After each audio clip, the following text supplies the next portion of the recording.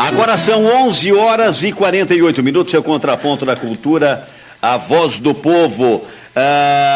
Eu tenho falado aqui, semana passada eu falei, Nico, e agora eu vou também repetir. Aliás, visualmente, o pessoal da Carta Verde teve uma sacada bacana.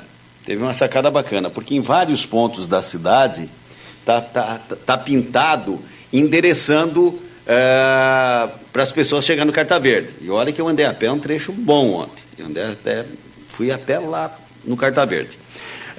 Aí é o seguinte, o que está acontecendo? Está acontecendo não só agora, mas mais do que nunca, nessa fase em que você tem a visitação de brasileiros na Argentina, em outros países do Mercosul, de argentinos que vêm muito para o Brasil, e vem aquela história, foi um argentino que raspou no meu carro, o cara não respeita, não sei o que e tal.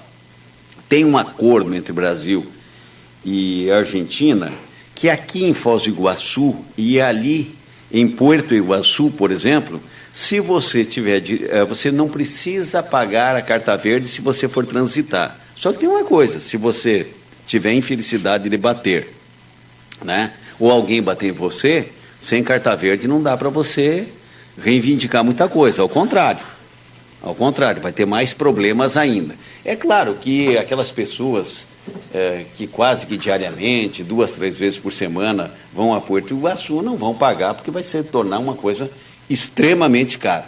Mas você que vai andar por território argentino, por território uruguaio, por território paraguaio, é melhor você comprar o Carta Verde. Que é o jeito, se o teu carro não tiver segurado, né, porque tem seguradoras que dão essa cobertura para o Mercosul, né? O carro transitando no Mercosul, ele tem uma cobertura, um prêmio a ser pago em relação a terceiros, o caso próprio de reparação de dano, mas pelo sim, pelo não, se aconselha a fazer Carta Verde. Porque se você tiver algum problema de batida, se você desrespeitar o trânsito, se você tiver um problema de excesso de velocidade, qualquer situação, qualquer blitz que te pararem andando no território argentino, além de Porto Iguaçu, por exemplo, você já vai ter que apresentar esse documento. E, num caso de abalroamento, alguma coisa, você, inclusive, estando ou não em Porto Iguaçu, terá que apresentar. Então, para você pegar Carta Verde Seguros na Avenida Mercosul 101, próximo à aduana Brasil e Argentina.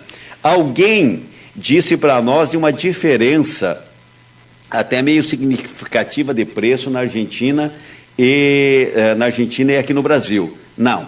Quem faz o seguro aqui no Brasil para ir à Argentina é Brasil. E aquele preço que nos informaram não tem a cobertura que você tem com esta Carta Verde que você recolhe aqui no Brasil. Não tem toda essa cobertura. Então você quer contratar terceiros, você quer reparar o dano que porventura o teu automóvel venha a sofrer, ninguém está desejando isso, evidentemente, mas seguro é melhor do que não ter. Carta Verde Seguros na Avenida Mercosul 101, próximo à aduana Brasil e Argentina. Você chegou no trevo que vai aeroporto, direita vai para a aduana, para a Argentina, ali você andou, não dá 150 metros, você chega à de sua direita, está ali, Carta Verde, bem grandão, está escrito bem grande, bonito, né? Tá bacana ali, e você liga 3523-6702, 9996-0401, fala, Eli. Ontem eu acompanhei uma ocorrência com relação a um acidente envolvendo um paraguaio e um brasileiro. Olha, o transtorno que dá, pois, o Paraguai, para ele poder liberar o carro, teve que ir para a sexta subdivisão, teve tudo. Esse tipo de transtorno, quando você tira a Carta Verde, é que você não passa quando você vai para a Argentina. Ou pelo menos ameniza, Ou né? pelo menos ameniza. Porque aí tem aquela história, quem vai pagar o prejuízo, quem estava certo, quem estava errado. E foi uma batidinha de nada, Foi uma coisa simples, os dois até resolveram, não tem problema não, aqui no condicionado, mas acontece que por ele estar aqui, pela legislação, tudo, ele teve que ir lá na sexta subdivisão. Olha, um transtorno danado. Comandante Jacmo, o pessoal tem utilizado, e cada dia mais, e que bom, né? Por exemplo, o Lago de Itaipu, né? Outros locais, mas sobremaneira ali no Lago de Itaipu, com jet ski. O que a Marinha faz nessa fiscalização, nesse acompanhamento, e o que o senhor aconselha? Bom, boa tarde aos ouvintes da Rádio Cultura. A Marinha ela é responsável pela segurança do tráfego aquaviário a nível nacional, na qualidade de autoridade marítima brasileira. O comandante da Marinha é a autoridade marítima. Isso por força de lei, né, da Lei de Segurança do Tráfego Aquaviário, Lei 9.537 de 97, e com o seu decreto que regulamenta, né, decreto de 98. Então a Marinha compete, dentre várias ações, habilitar aquelas pessoas que vão conduzir embarcações, no caso colocado aí Lago de Itaipu, embarcações de esporte e recreio, embarcações utilizadas em entretenimento, em pesca, atividade de cunho particular. Então a Marinha ela tem participação na habilitação dessas pessoas e também na fiscalização da condução que essas pessoas exercem nas suas embarcações, e também na parte do material. A Marinha ela homologa os equipamentos a serem utilizados, né, na segurança das embarcações, faz a inscrição das embarcações, ou seja, verifica se as embarcações motoaquáticas, embarcações miúdas, têm condições de navegar com segurança e para determinado tipo de navegação. No nosso caso aqui, no oeste do Paraná, chamamos de navegação interior. Então, nessa época do ano, a época de férias escolares, há um incremento grande, né, da utilização das prainhas, né, dos reservatórios, dos rios, com o propósito de lazer. Daí vem a necessidade de nós também, né, no caso aqui da Capitania Fluvial do Rio Paraná, e também da Delegacia de Guaíra, Delegacia Fluvial de Guaíra, que é nossa subordinada, incrementarmos a fiscalização da condução que é feita das embarcações. No caso das prainhas, eu também cito uma necessidade de um envolvimento das prefeituras municipais com relação à utilização dos espaços por banhistas. Ou seja, a Marinha compete a fiscalização quanto à utilização das embarcações. Agora, a questão da delimitação, né, de espaços em que possam ser frequentados por banhistas, e que esses espaços sejam respeitados, né, pelas embarcações, isso também envolve a participação de outros entes. Me diz uma coisa, comandante. A pessoa, ela é habilitada a conduzir uma embarcação navegando aqui na nossa região. O que ela precisa ter? Digamos assim, eu quero pilotar ali um barco, seja lá um motor de 25, 40, 50, sei lá quanto, pouco importa. O que a pessoa, tal qual um motorista, ela tem que ter uma habilitação, é isso? Exatamente, correto. E o que deve ser feito para ter essa habilitação? Sim. No caso colocado, a pessoa quer se habilitar como amador, né? Ou seja, vai conduzir uma embarcação em caráter não profissional, em caráter particular. Então, existem categorias de amador. Nós vamos focar aqui na categoria mais numerosa, né, que é de arraiz amador. Ou seja, além da categoria arraiz amador, existe ainda uma categoria acima que é mestre amador, capitão amador, mas aqui, pela nossa peculiaridade regional de navegação interior, a grande maioria das pessoas se habilita como arraiz amador e já é suficiente para conduzir uma embarcação de esporte recreio, uma moto aquática. Então, o primeiro passo, a pessoa deve fazer um treinamento náutico, seja numa entidade, numa escola náutica credenciada, que vai conferir a ela um determinado número de horas de condução de moto aquática e de embarcação de esporte recreio. Essa exigência ela é, de certa forma, recente. A coisa de, se não me engano, 5 anos atrás, não havia essa exigência. Então, fruto dos acidentes que ocorreram, né, do acompanhamento que a Marinha faz estatístico a nível nacional e de estudos que são conduzidos pela Diretoria de Portos e Costas, houve uma evolução na norma de maneira a exigir que, como um pré-requisito para a pessoa almejar a habilitação, que ela faça um treinamento náutico. Mal comparando, como se fosse uma autoescola para motorista. Correto. A analogia é pertinente nesse sentido. Então, esse é o primeiro passo, né? A pessoa tem um certificado de que ela cumpriu um determinado número de horas de prática. Daí, ela deve juntar alguns documentos para apresentar na capitania ou na delegacia, na organização militar, né, da Marinha mais próxima, de maneira que ela possa se inscrever num exame de habilitação. Ou seja, para a inscrição ao exame, ela tem que apresentar cópia autenticada de identidade, comprovante de residência, atestado médico, e vai juntar também aquele comprovante de aulas práticas. Ela paga uma guia de recolhimento da União, uma taxa, né, para realizar esse exame, e a capitania ou a delegacia... Quem fornece esse treinamento aqui, comandante? Existem escolas náuticas que são credenciadas. A Capitania Fluvial do Rio Paraná. No nosso site é possível identificar essas escolas náuticas. Não tem como citar aqui de cabeça, até por questão comercial. E essa aferição é feita pela Marinha? Sim. Aí o exame, como quem diz, o exame final é feito pela Marinha? Essas entidades, essas escolas náuticas, elas são credenciadas na Marinha. Certo. Exatamente. Ou seja, uma pessoa jurídica que queira iniciar uma atividade de treinamento náutico, ela deve manifestar esse interesse para a Capitania Fluvial do Rio Paraná, no nosso caso aqui, ou para a Delegacia Fluvial de Guaíra, apresentar a documentação necessária, ela é homologada para isso e periodicamente é fiscalizada também. E o caminho para deixar legalizado a embarcação? Seja um barco mais simples, alguma coisa mais sofisticada? Eu vou só concluir a questão da habilitação do amador. Então, ele faz um treinamento náutico, depois ele se inscreve, né, para fazer um exame, apresenta os documentos. A capitania ela marca a data do exame, que pode ser um exame presencial lá na capitania, pode ser em outros municípios da nossa área de jurisdição. Nós, eventualmente, deslocamos equipes para fazerem exames fora de Foz do Iguaçu. Ou prova eletrônica também, nós temos computadores lá na capitania que também podem fazer esse exame.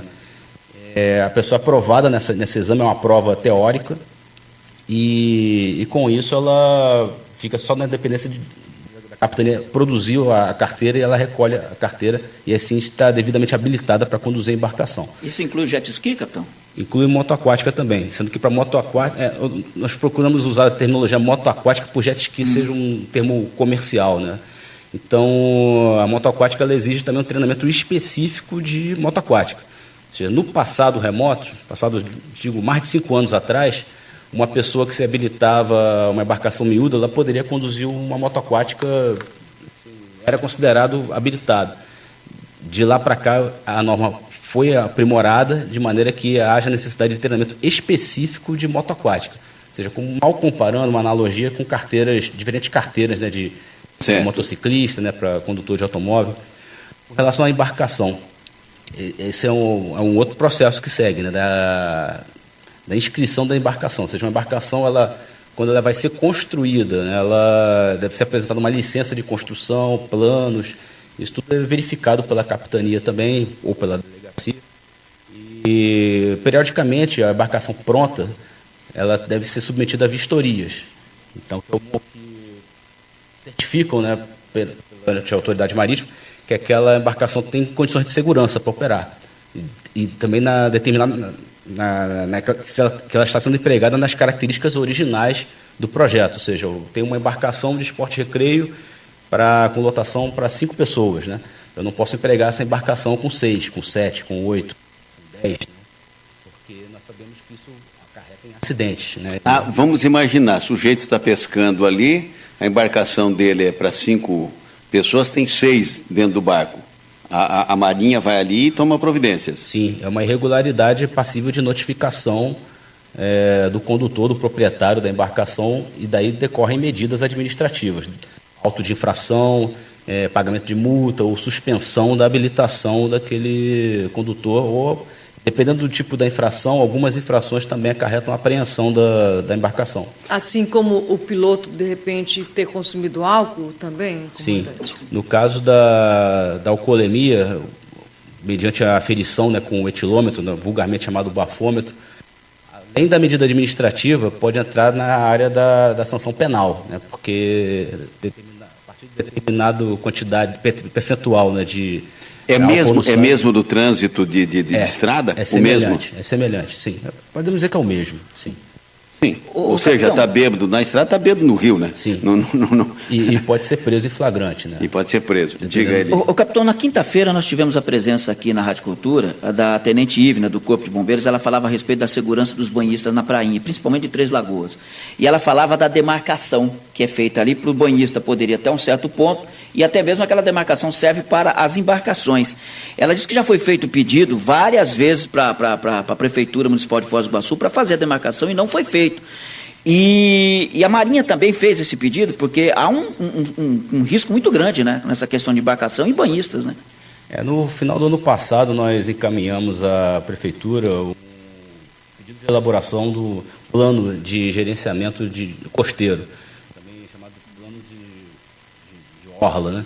Então, que prevê esse tipo de demarcação, que é do nosso interesse que os municípios, não só aqui em Foz do Iguaçu, né, mas todos os municípios tenham esse tipo de atividade de banho, né, área com circulação de embarcações, tenham esse tipo de zoneamento definido.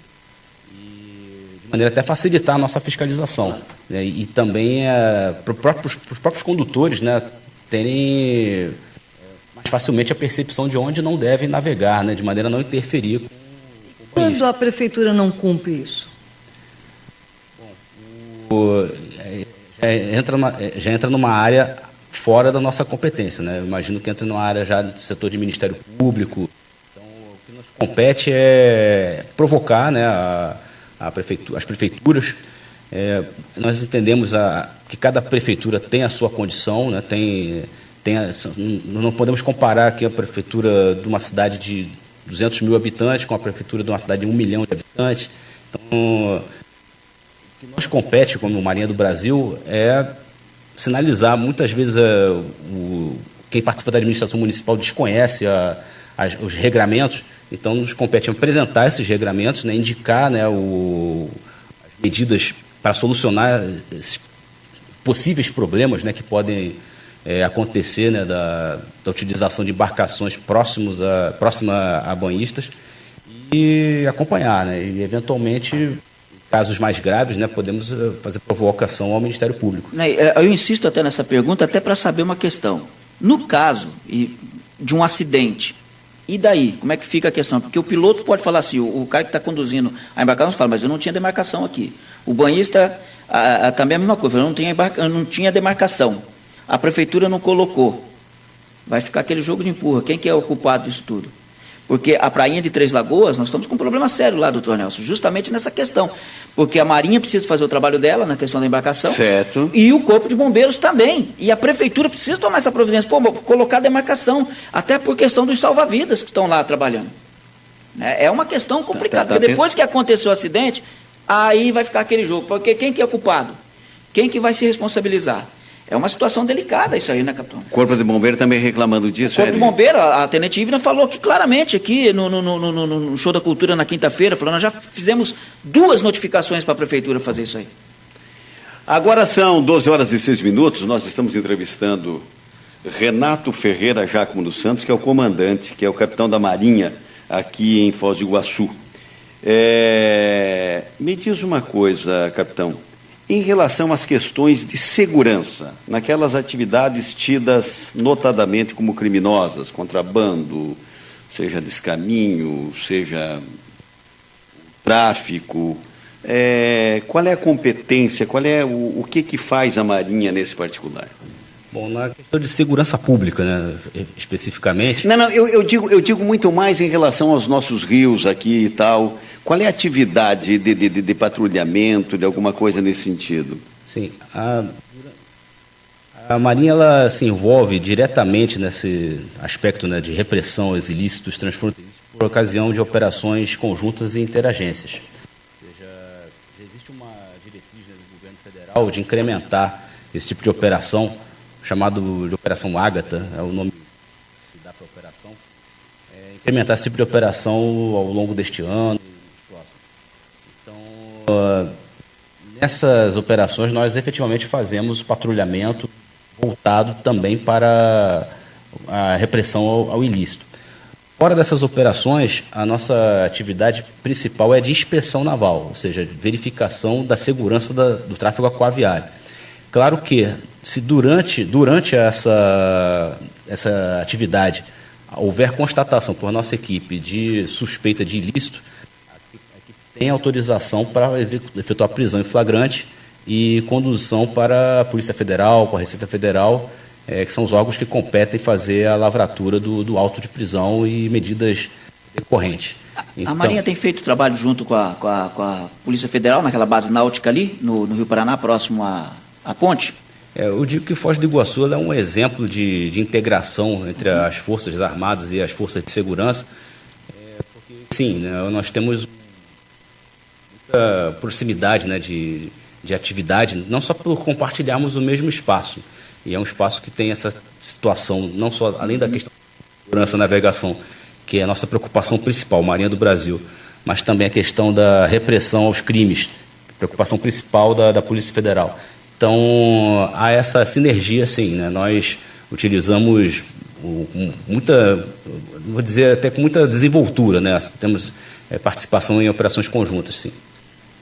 Agora são 12 horas e 9 minutos. Alguém quer perguntar? Só para encerrar, eu acho que é importante a gente dizer, o ano passado a gente verificou o trabalho da Marinha no resgate de embarcação que estava à deriva, né?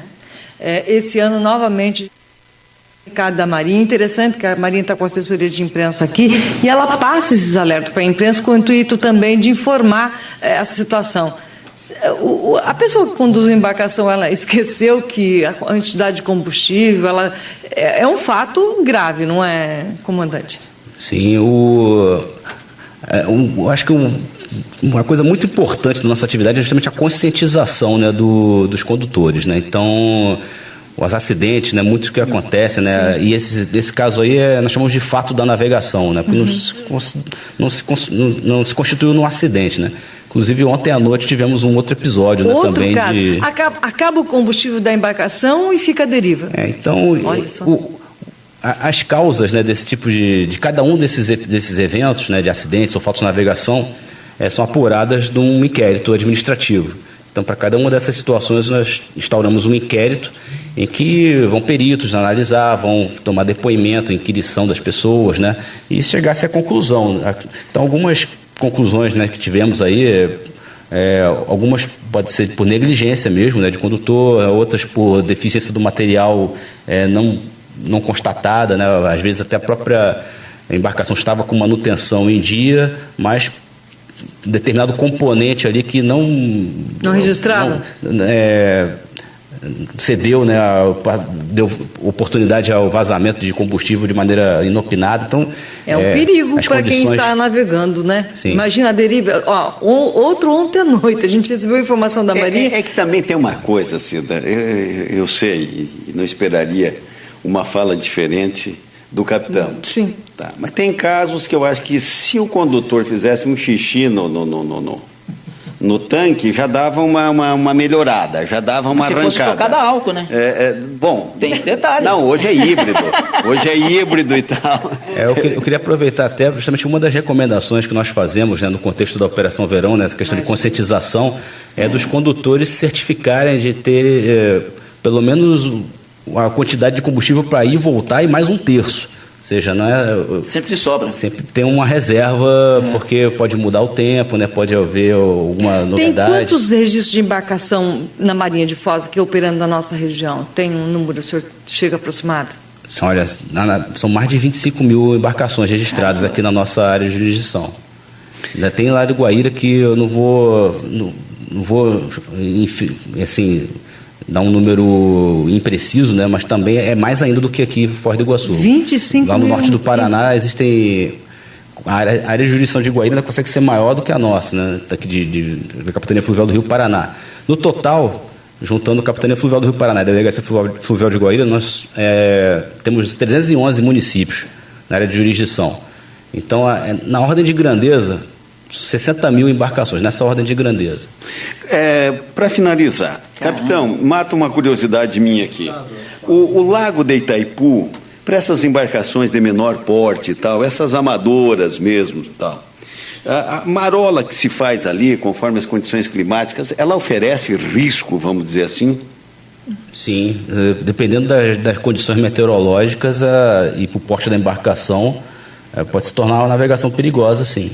Daí vem a necessidade de quem se faz a navegação no Lago de Itaipu certifique-se das condições meteorológicas reinantes e tenha pleno conhecimento da área onde vai navegar, né? Por isso que é importante, pessoal, a gente fala o ICLE, porque a gente vê sempre o ICLE enviando nota, comunicados à imprensa sobre até palestra da Marinha nos clubes náuticos aí da nossa abrangência do lago, aí vocês presentes para orientar, né, o pessoal das embarcações, né, comandante? Sim, sim. Como eu falei, a questão da conscientização para nós é primordial, porque não é o nosso objetivo sair nas nossas inspeções e ficar flagrando pessoas em irregularidade. Nós queremos que isso aí seja raríssimo, né? Por quê? E até no contexto nacional, nós temos um privilégio de ter uma população muito educada, assim, muito cumpridora, né, das normas aqui no Paraná. Eu falo isso porque eu já tive experiência, né, de servir na Amazônia também, né, por 2 ocasiões, inclusive também nessa área de segurança do tráfego aquaviário. Então, lá a questão educacional é, sem dúvida, inferior, assim, em termos médios da população, em termos de acesso mesmo, né, à informação, a questão até de nível fundamental, né, ensino fundamental. Então, daí decorre a dificuldade das pessoas em outras áreas do Brasil de cumprirem normas por desconhecerem, né, não terem embarcações artesanais, sem inscrição. Então, nossas estatísticas aqui no Paraná não são tão graves assim quanto em outras áreas do Brasil. E acreditamos que decorrente disso também. A sua mar vai bem, capitão? Vai bem, graças a Deus. A Sociedade dos Amigos da Marinha, ela é muito querida, né, para nós, por ser aquelas pessoas que a Marinha reconhece lá desde longa data, né?